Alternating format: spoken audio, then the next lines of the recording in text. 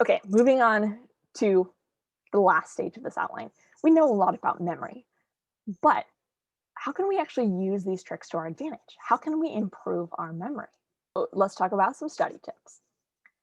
First and foremost, one of the biggest things you can do to improve your memory is sleep. Sleep is how you consolidate your memories, which means putting them back from the hippocampus to their long-term storage spot somewhere in the cortex. So multiple studies have shown that when you're learning information while you're awake, you're building these connections between your hippocampus and where it's long-term going to be stored in the cortex.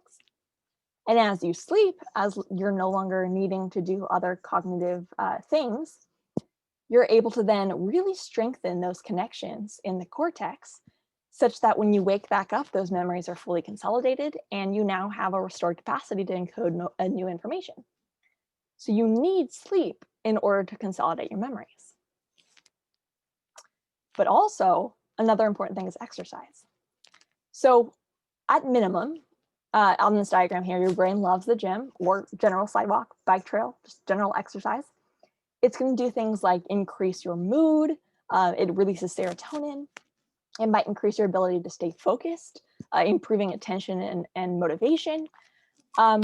But it's also just generally a beneficial tool. So for instance, this is a study done where they had groups of participants randomly assigned. So we know this is a good research methods tactic, where they first encoded a set of different picture location associations. So they had participants just memorize some pictures. Afterwards, they had the groups either exercise immediately, exercise 4 hours later, or not exercise at all. And this is the result of how well they did on the memory task.